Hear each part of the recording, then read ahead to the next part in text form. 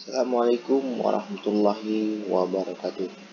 Selamat datang di channelnya Orang Kita. Channelnya Orang Kita mah, Orang Ketapang mah. Oke, sini saya akan memberikan materi mengenai tugas kuliah saya, yaitu tentang IAD. Nah, IAD, Ilmu Alamiah Dasar. Nah, tugas ini diberikan secara kelompok dan satu kelompok terdiri dari 2 orang.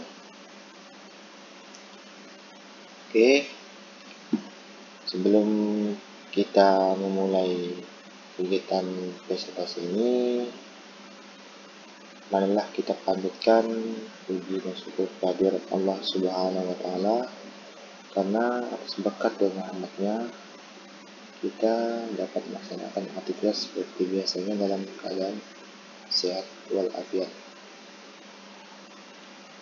Baiklah, izinkan saya untuk memperkenalkan diri. Perkenalkan, nama saya Ahmad Zulfikri dan rekan saya yaitu Galuh Indah Rasono. Nah, untuk Galuh Indah Rasono akan hadir mempresentasikan tugas ini, tapi dia di slide ke-9, ya kawan-kawan. Nah, baik, yang saya hormati Pak Baik Victor Hipnur selaku dosen mata kuliah IAD, dan yang saya banggakan kawan-kawan sejurusan Teknik Informatika semester 5 kelas A. Nah, di sini kami diberikan materi IAD tentang IPA dan teknologi bagi kehidupan manusia. Nah, kawan-kawan tentunya tidak asing lagi ya dengan judul ini, terutama dengan IPA lah. Karena dari kita masuk sekolah SD sampai SMP, SMA, tentunya kita tidak lupa belajar dari IPA ini ya, ilmu pengetahuan alam. Nah, di sini kan kita mengenai lebih luas lagi ya kawan-kawan, belajar IPA dan teknologi bagi kehidupan manusia.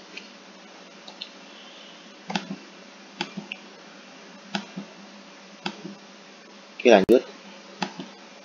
Nah, dalam IPA sini kita akan membahas mengenai IPA sebagai dasar pengembangan teknologi. Yang kedua, sejarah peradaban manusia dan teknologi. Yang ketiga, manfaat dari IPA dan teknologi. Dan yang keempat, IPA dan teknologi masa depan. IPA sebagai dasar pengembangan teknologi. Teknologi dapat dibentuk dari IPA, tetapi dapat juga terbentuk tanpa IPA. Teknologi tanpa IPA dapat diibaratkan sebagai mobil yang mesinnya hidup dan bergerak maju, tetapi tanpa sopir. Betapa berbahayanya mobil itu, karena dapat menabrak apa saja yang ada di depannya. Nah, jika ada sopir di dalam mobil itu, sopir akan mengendalikan mobil, sehingga mobil itu aman dan bermanfaat bagi manusia. Sopir itulah IPA. Nah, jadi itulah ya analoginya itu. Jadi IPA ada dalam teknologi dan mengendalikan teknologi, sehingga teknologi aman dan bermanfaat bagi manusia.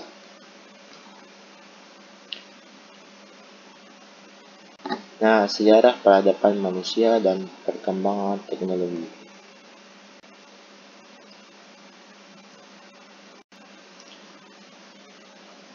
Peradaban teknologi mulai dari zaman purba sampai dengan zaman modern saat ini ternyata selalu mengalami perubahan. Masyarakat purba antara 4 juta tahun sebelum Masehi sampai kira-kira 20.000 sampai 10.000 tahun mengalami perubahan peradaban dan teknologi. Pada zaman purba, manusia menggunakan alat-alat yang dibuat dari batu, tulang-tulang hewan, tulang-tulang manusia, dan tempat tinggalnya dia gua-gua. Setelah beberapa ratus tahun kemudian, teknologinya telah berkembang dengan membuat alat baru dari bahan tanah yang dibakar. Sejarah peradaban manusia dan perkembangan teknologi. Nah, di sini terdiri dari 3 gelombang. Gelombang pertama 8000 sebelum Masehi sampai 1700 menggunakan baterai alamiah. Yang kedua, gelombang kedua 1700 sampai 1970 menggunakan energi fosil. Gelombang ketiga sampai sekarang di era informasi.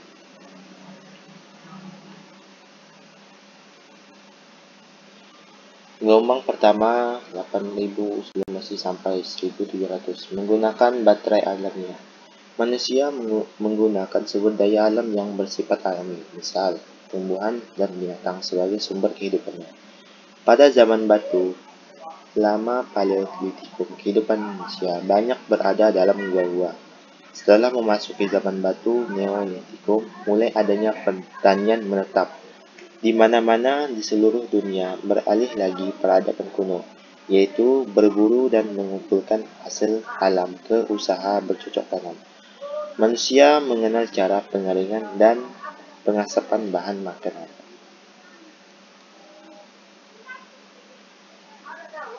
Gelombang kedua tahun 1700 sampai 1970 menggunakan energi fosil. Dengan ditemukan minyak bumi sebagai energi fosil, maka kebutuhan bahan bakar untuk berbagai mesin-mesin pabrik, mobil, truk, sepeda motor, kereta api, kapal laut, pesawat terbang, dan lain-lain dari waktu ke waktu terus meningkat. Seperti kita ketahui bersama bahwa minyak bumi merupakan energi yang tidak dapat diperbaharui, unrenewable, artinya sekali pakai habis. Dengan demikian, guna kelestarian kehidupan manusia, perlu segera dicari energi alternatif penggantinya dan yang ramah lingkungan. Gelombang ketiga, pada tahun 1970 sampai sekarang, di era informasi. Pada gelombang ketiga, manusia padat informasi, tidak padat modal dan menghemat energi. Teknologi informasi berkembang setelah ditemukan mesin pancap pada tahun 1890 oleh Ulrich sebagai dasar komputer. Era komputer dimulai setelah dibuat komputer pertama yang ukurannya sangat besar. Perkembangan IPA dan teknologi telah menghasilkan produk-produk seperti radio, televisi, tape recorder, telex, radar, satelit komunikasi, HP, dan lain-lain. Nah, selanjutnya manfaat dan dampak dari ilmu pengetahuan alam dan teknologi. Nah, tentunya ada dampak positif dan dampak negatif juga loh. Nah, dampak positifnya apa aja? Dampak positifnya itu internet sebagai media komunikasi merupakan fungsi internet yang paling banyak digunakan, di mana setiap pengguna internet dapat berkomunikasi dengan pengguna lainnya dari seluruh dunia. Yang kedua, media pertukaran data dengan menggunakan email, news group, TV, dan www World Wide Web, jaringan situs-situs web. Para pengguna internet di seluruh dunia dapat saling bertukar informasi dengan cepat dan murah. Media untuk mencari informasi atau data. Perkembangan internet yang pesat menjadikan sebagai salah satu sumber informasi yang penting dan akurat, dan kemudahan memperoleh informasi yang ada di internet sehingga kita tahu apa saja yang terjadi. Tentunya kawan-kawan di zaman kita sekarang tentunya sangat beruntung ya kawan-kawan, karena kita sudah merasakan zaman teknologi yang sangat canggih yang kita rasakan saat ini ya kawan-kawan. Nah, tentunya di dampak positif tadi tentunya ada dampak negatif. Apa aja itu dampak negatifnya? Nah, di sini pengguna menyalahgunakan internet dengan pornografi. Anggapan yang mengatakan bahwa internet identik dengan pornografi. Memang tidak salah. Dengan kemampuan penginformasian di media internet, pornografi pun merajalela. Nah, dan terkadang pornografi ini itu banyak situs-situs yang tersebar di internet ya kan kawan. Nah, yang kedua, penipuan. Hal ini memang merajalela di bidang manapun, internet pun tidak luput dari serangan penipu. Nah, jadi tentunya kita pengguna internet tentunya harus cerdas ya kawan, jangan mudah tergiur dengan promosi-promosi yang ada di internet yang menawarkan dengan harga murah itu, kita jangan tergiur ya kawan. Yang ketiga, bisa membuat seseorang kecanduan, terutama yang menyangkut pornografi, dan dapat menghabiskan uang karena hanya untuk melayani kecanduan tersebut. Nah, kita hati-hati ya kawan-kawan. Oke, selanjutnya, selain itu, dampak teknologi juga merambah pada berbagai sektor di kehidupan masyarakat. Lebih khusus diantaranya itu positif. Bidang informasi dan komunikasi, bidang sosial dan budaya, bidang ekonomi dan industri, yang keempat bidang pendidikan. Oke, kita lihat dulu ya sudah.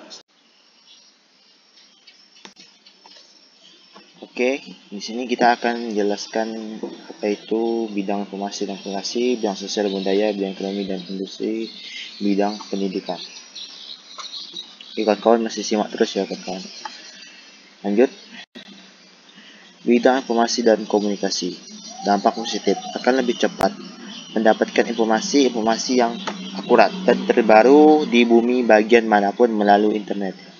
Yang kedua, dapat berkomunikasi dengan teman maupun keluarga yang sangat jauh hanya dengan melalui handphone. Yang ketiga, mendapatkan layanan bank yang dengan sangat mudah. Dampak negatif. Nah, di bidang informasi dan komunikasi tentunya ada dampak negatif juga kawan-kawan. Nah, itu apa itu? Satu, pemanfaatan jasa komunikasi dan oleh jaringan teroris. Yang kedua, penggunaan informasi tertentu dan situs tertentu yang terdapat di internet yang bisa disalahgunakan pihak tertentu untuk tujuan tertentu. Yang ketiga, kerahasiaan alat tes semakin terancam. Yang keempat, kecemasan teknologi. Selain itu, ada kecemasan skala kecil akibat teknologi komputer. Yang kelima, timbul kehancuran di muka bumi ini jika IVA dan teknologi digunakan oleh orang yang tidak bertanggung jawab. Lanjut. Nah, yang selanjutnya kita membahas bidang ekonomi dan industri. Dampak positif, pertumbuhan ekonomi yang semakin tinggi. Yang kedua, produktivitas dunia industri semakin meningkat. Kemajuan teknologi akan meningkatkan kemampuan produktivitas dunia industri baik dari aspek teknologi industri maupun pada aspek jenis produksi. Yang ketiga, kecenderungan perkembangan teknologi dan ekonomi akan berdampak pada penyerapan tenaga kerja dan kualifikasi tenaga kerja yang diperlukan. Selanjutnya, dampak negatif, terjadinya pengangguran bagi tenaga kerja yang tidak mempunyai kualifikasi yang sesuai dengan yang dibutuhkan. Kedua, sifat konsumtif sebagai akibat kompetisi yang ketat pada era globalisasi akan juga melahirkan generasi yang secara moral mengalami kemerosotan, yaitu konsumtif, boros dan memiliki jalan pintas yang bermental instan. Oke, bidang sosial dan budaya. Dampak positif. Perbedaan kepribadian pria dan wanita. Banyak pakar yang berpendapat bahwa kini semakin besar posisi wanita yang memegang posisi sebagai pemimpin. Nah, yang kedua, meningkatnya rasa percaya diri kemajuan ekonomi di negara-negara Asia, melahirkan fenomena yang menarik. Selanjutnya, dampak negatif. Dampak negatif, kemerosotan moral di kalangan warga masyarakat, khususnya di kalangan remaja dan pelajar. Yang kedua, kenakalan dan tindak menyimpang di kalangan remaja semakin meningkat. Semakin lamanya kewibawaan tradisi-tradisi yang ada di masyarakat.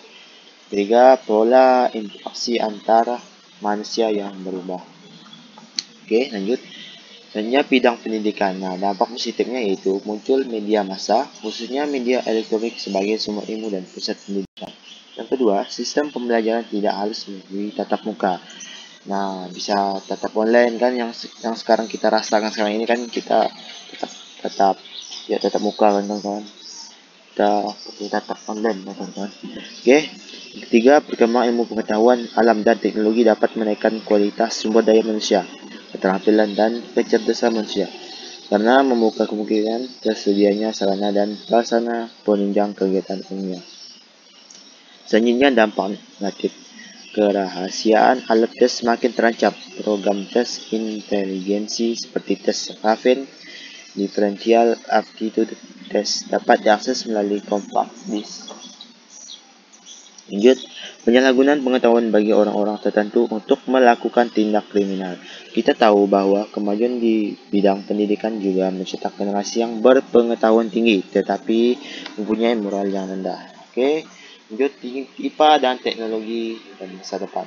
Perkembangan ilmu pengetahuan dan teknologi yang dimiliki pastinya mempunyai pengaruh langsung pada kehidupan. Pengaruh tersebut sifatnya berbeda-beda. Yang jelas, perkembangan itu mempengaruhi 4 bidang, yaitu bidang intelektual, yaitu meninggalkan kebiasaan-kebiasaan atau kepercayaan tradisional dan mengambil kebiasaan-kebiasaan lalu. Yang kedua, perubahan yang dibawakannya pada organisasi sosial lambat laun merambat dalam kehidupan politik. Yang ketiga, perubahan maupun benturan terhadap tata lingkungan. Yang keempat, perubahan maupun benturan terhadap tata lingkungan.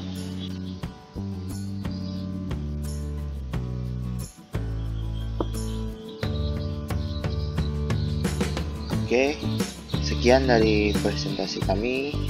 Apabila ada kata-kata yang kurang berkenan, mohon dimaafkan ya kawan-kawan. Sekian. Wabillahi taufiq wal hidayah. Assalamualaikum warahmatullahi wabarakatuh. Apabila ada yang ingin ditanyakan, silahkan lanjut di grup teman-teman. Oke, salam dari Muhammad Zulfikri dan Galuh Indra langsung. Terima kasih.